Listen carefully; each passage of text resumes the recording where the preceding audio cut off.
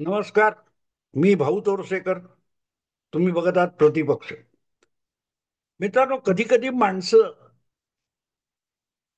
काय बोलतात ते त्यांचं त्यांना कळत नसतं. आणि आजकालच्या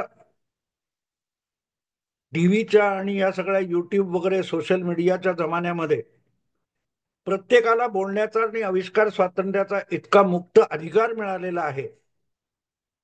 माझंच घ्या, रोजच्या रोज दोन दोन तीन तीन व्हिडिओ बनवू शकतो. म्हणून मी सगळं बोलतोय ते बरोबरच असेल याची काही खात्री नाही, पण मी बोलत असतो. हा, पण बोलताना आपण जे बोलतोय ते आपल्या मनातलं आहे आणि ते आशयपूर्ण असावं एवढी अपेक्षा लोक बाळगतात, हे लक्षात ठेवून मी बोलतो.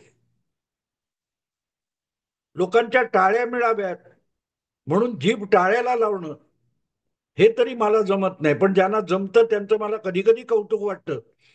कारण माणसं बोलायचं म्हणून इतकं खोड्यासारखं बोलतात की आपल्या पाठीमागे टिंगल होते त्याकडे जरा लक्ष द्यावं असं त्यांना का वाटत नाही हे मला समजत नाही.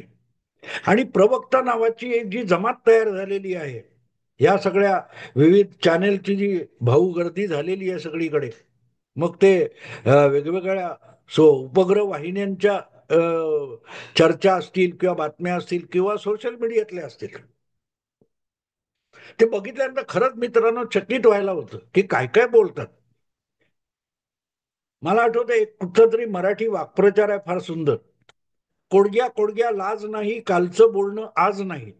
म्हणजे आपण काल काय बोललो होतो ते आज विसरतात असं नाही, तर सराईतपणे ते आपण बोललोच नाही अशा थाटामध्ये काही लोक बोलत वागत असतात. आपण काल बोललो त्याच्या नेमकं उलट टोक आज बोलून सुद्धा रेटून नेण्याची क्षमता असते, तरच तुम्हाला प्रवक्ता वगैरे होता येतं. फार मोजके प्रवक्ते तुम्हाला असे दिसतील की ते आपल्या पक्षाची बाजू अतिशय समर्थपणे मांडतात, मग ती बाजू लंगडी असो किंवा शक्तिशाली असो.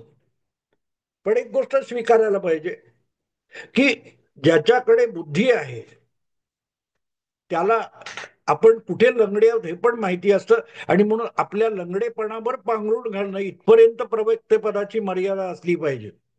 पण आपलं लंगडेपण झाकताना किंवा झाकता येत नाही, त्या समोरच्याच्या कांगावर कपडे कुठे आहेत, समोरच्याचं व्यंग काय आहे हे सांगून आपल्याकडे झाकून पण आणि वळून पण बघायचं नाही, ही जी प्रवक्ते पदाची एक नवी व्याख्या तयार झाली ती माझ्या आकलना पलीकडची आहे खरंच. आणि म्हणून आजचं शीर्षक तुम्ही बघितलं तर तुम्हाला पण वाटेल हे काय शीर्षक आहे.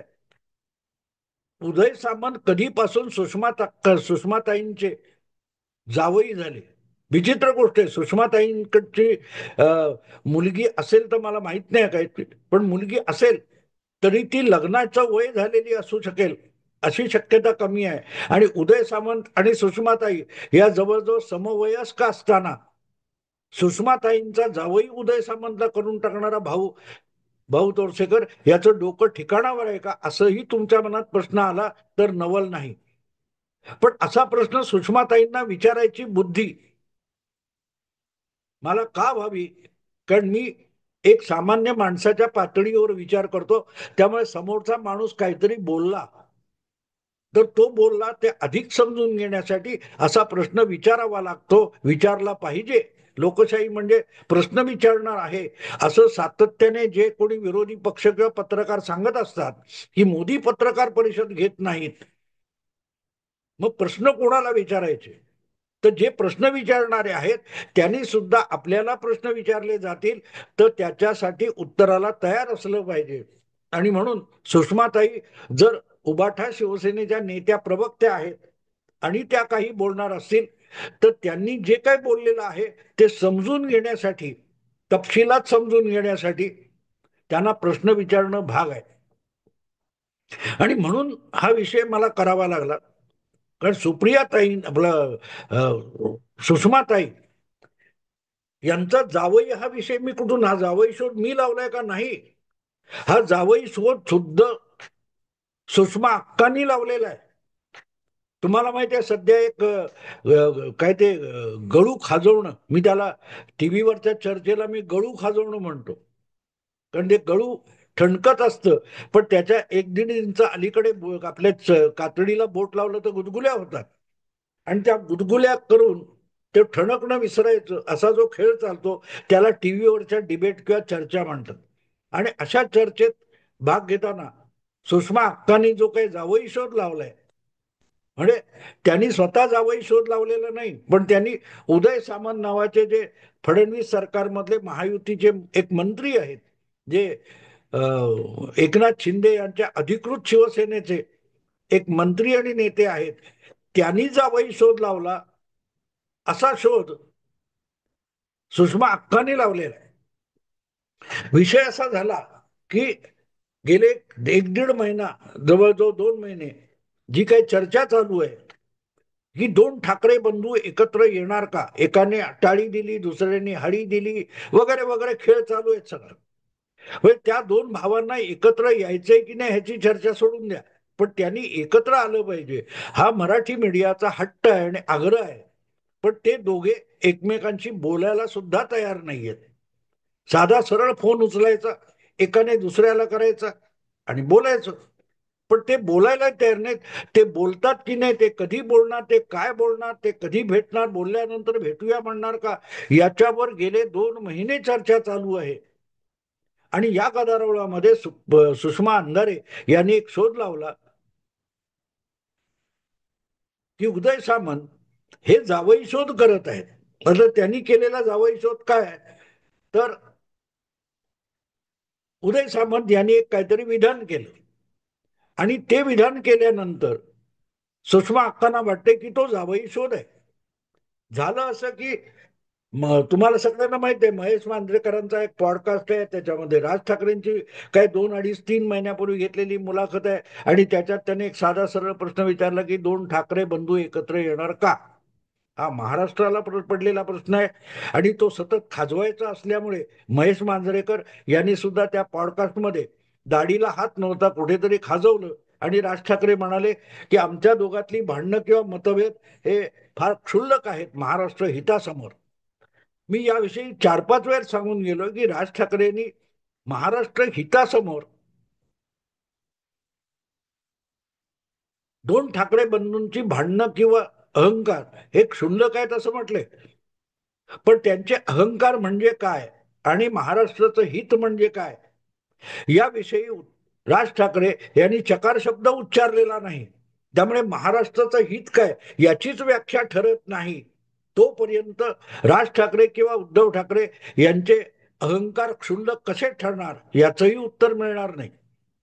तर हे सगळं झाल्यानंतर ती मुलाखत प्रसिद्ध झाली आणि उद्धव ठाकरे यांनी विनाविलंब सुषमाताईंच्या भाषेत सकारात्मक प्रतिसाद दिला. म्हणजे काय केलं, तर मी सुद्धा माझा अहंकार बाजूला ठेवायला तयार आहे, पण उद्धव ठाकरे यांनी सुद्धा किंवा राज ठाकरे यांनी सुद्धा आपापले अहंकार म्हणजे काय याची व्याख्या सांगितलेली नाही.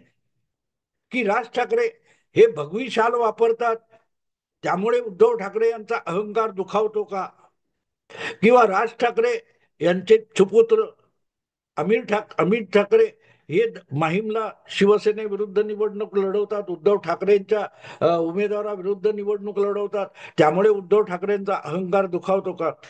अहंकाराची व्याख्या काय ते सुद्धा सांगितलं जात नाही आणि महाराष्ट्र हिताची व्याख्या काय आहे, व्याप्ती काय आहे ते सुद्धा सांगितलं जात नाही. मग एक गोष्ट ठरते की दोघांचीही महाराष्ट्राच्या हिताची व्याख्या वेगवेगळी आहे. कारण लगेच उद्धव ठाकरेंनी सकारात्मक पाठिंबा दिला म्हणजे काय की एकत्र यायचं असेल तर राज ठाकरेंनी कोणाकोणाला भेटता कामा नये, कोणाकोणाकडं आपल्या घरी येऊ द्यायचं नाही, आले तर घ्यायचं नाही, बोलवायचं नाही, या अटी सगळ्या उद्धव ठाकरे घालणार. राज ठाकरेंनी तर अशा कुठल्या अटी घातल्या नाहीत की मातोश्रीवर अमुक तमुकांना येऊ देऊ नका किंवा तुम्ही सिल्वर ओकवर जाऊ नका, असं काय राज ठाकरेंनी त्या मुलाखतीत सांगितलेलं नव्हतं.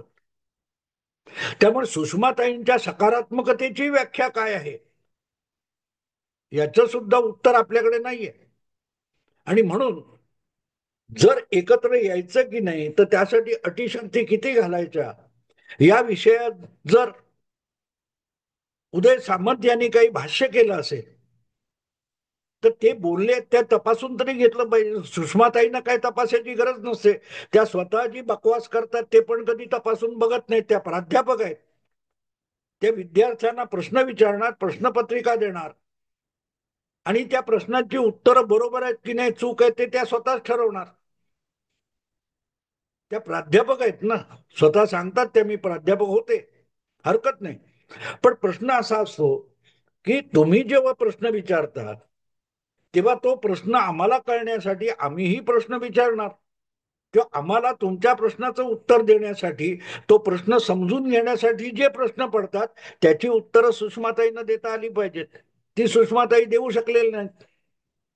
उलट टोलवाटोलवी करताना आणि आपल्या पक्षप्रमुखाची बाजू सभ्यपणे मांडण्याच्या नादामध्ये जे काही त्यांनी उद्योग केलेले आहेत ते अत्यंत विनोदी आहेत. आणि त्यासाठी सुषमाताईंनी अकारण उदय सामंतांना जावई करून घेतलेलं आहे.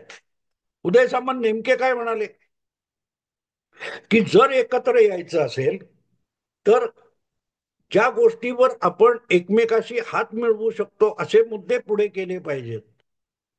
एकमेकाला अटी घालून किंवा तू तिकडे जाऊ नको, हा इकडे येऊ न दे नये, या अटी उद्धव ठाकरेंनी घातलेल्या आहेत. तेव्हा उद्धव ठाकरे यांनी सकारात्मक नाही, सशर्त, ज्यांच्या भाषेत बिनशर्त बिनशर्त पाठिंबा उद्धव ठाकरेंनी दिलेला नाही. उद्धव ठाकरे शर्ट घालूनच उभे, शर्ट काढून ते हाडी द्यायला किंवा टाळी द्यायला पुढे आलेले नाहीत. पण अर्थात प्रत्येकाचा शर्ट कशाला म्हणायचा, शर्त कशाला म्हणायचं, अट कशाला म्हणायचं, यासाठी सुषमाताईंच्या व्याख्या वेगवेगळ्या असतात आणि त्यासाठी ते प्रत्येक वेळेला जावयाच्या शोधात जातात. आणि यावेळेला त्यांना उदय सामंत नावाचा जावई भेटलेला आहे, पण तो आधीच विवाहित असल्यामुळे त्याला जावई करून घेणं अशक्य आहे, हे सुद्धा समजण्याची बुद्धी सुषमा अक्कांकडे नाहीये. आणि म्हणून त्यांनी म्हटलं की हा कुठला जावई शोध उदय सामंतांनी लावला, तर त्या जावयाचं नाव सुद्धा उद्धव ठाकरे आहे, हे सुद्धा सुषमा अक्कांना माहिती नाहीये. कारण जे शब्द, ज्या अटी उदय सामंतांनी बोलून दाखवल्या ते इतर कोणाच्या नाहीयेत, तर खुद्द उद्धव ठाकरेंच्या आहेत आणि त्यांच्या प्रवक्त्यांच्या सुद्धा आहेत. आदरणीय संजय राऊत जे सुषमा अक्कांसाठी आदरणीय आहेत, तुमच्या आमच्यासाठी भादरणीय असतील. कारण संजय राऊत यांच्यावर ज्या पद्धतीचं त्यांचं वक्तव्य असतं, त्यानंतर येणाऱ्या सगळ्या प्रतिक्रिया बघितल्या तर सुषमाताईंना ज्या आदरणीय वाटतात त्यासाठी इतर सगळ्यांना त्या भादरणीय वाटतात. सांगायचा मुद्दा असा की उद्धव ठाकरे बरोबर बोलणी करायची असेल, टाळी द्यायची असेल, तर काय काय करावं लागतं याच्या अटी शर्ती उद्धव ठाकरेंनी लागू केले, ते उदय सामंतांनी लागू केलेल्या नाहीत. हे सुद्धा ज्या सुषमाताईंना ठाऊक नाही किंवा ठाऊक असून सुद्धा त्या विसरून जातात. अर्थात विसरणं हा त्यांचा अतिशय महत्वाचा गुण आहे की आपण उबाठा शिवसेनेत दाखल होण्यापूर्वी काय काय बोललो हे सुद्धा आज सुषमा अक्का सवडीने विसरून गेलेले आहेत. आणि म्हणून मग त्यामध्ये कधी कधी धमकी देतात की माझ्याकडे आत्ता वेळ नाहीये, नाहीतर मी सुद्धा तुमचे काय काय व्हिडिओ दाखवले असते. मुद्दा तो नाहीये, तुमचे व्हिडिओ काय होते त्या परिस्थितीनुसार अनेक जण बदलतात, आपण पण बदललोय. आपण ज्या वेळेला उद्धव ठाकरेंना शिव्या घालत होतो तेव्हा ते हिंदुत्ववादी होते म्हणून शिव्या घालत होतो. आज ते हिंदुत्ववादी राहिलेले नाहीत, म्हणूनच उद्धव ठाकरे यांच्यावर तेव्हा व्यक्त केलेलं मत आज गृहीत धरू नये इतका खुलासा तर एक प्राध्यापिका म्हणून सुषमा अंधारे देऊ शकतात ना. फिटे अंधाराचे जाळे, अंधाऱ्यांचे जाळे फिटतच नाही, हा प्रॉब्लेम आहे. मग तो उद्धव ठाकरेंचा असो किंवा सुषमा अक्कांचा असो, त्यांचे जे काय अंधारेचे जाळे आहे ते फिटत नाही. आणि त्यामुळे सूर्यप्रकाशात येण्यासाठी मशाल घेऊन फिरावं लागतं, पण त्या मशालीसाठी इंधन लागतं, ते आणायचं कुठून ही समस्या आहे. मुद्दा इतकाच मित्रांनो की दोन भाऊ एकत्र यायचे तर खूप छुपी गोष्ट आहे. एकाने फोन उचलायचा आणि दुसऱ्याला करायचं, दोघांना एकमेकांचे फोन नंबर माहिती आहेत. पण प्रश्न असा आहे की कदाचित राज ठाकरे फोन करतील पण उद्धव ठाकरे उचलतील का.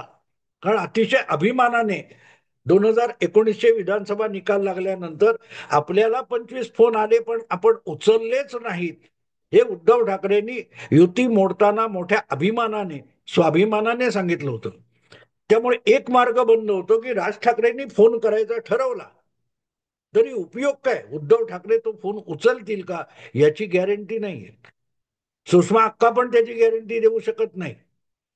कारण ज्या मर्यादेत राहून त्यांनी काम करायचे त्या मर्यादा ओलांडण्याची हिंमत त्यांच्याकडे नाहीये. त्या शिवबंधनात अडकलेले आहेत. अब्दुल सत्तार असतील किंवा अनेक जणांनी, कोणते राजन साळवी, अनेकांनी शिवबंधन तोडलं, ते मोकळे.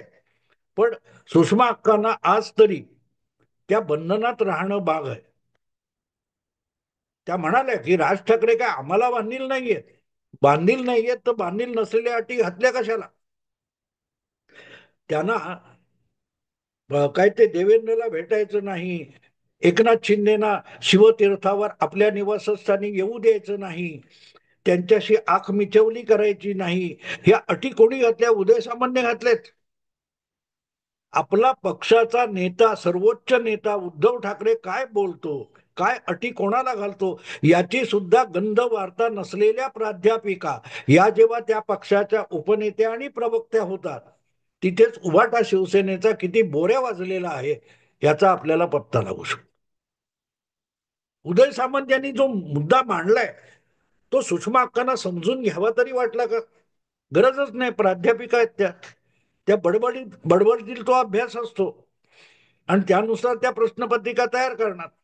आणि नाही केल्या तर त्या उत्तरकर्त्याला म्हणणार की तू जावई शोध लावलास. माणसं किती हास्यास्पद असतात. काय काय काय काय त्या सुषमा अक्का बोलतात.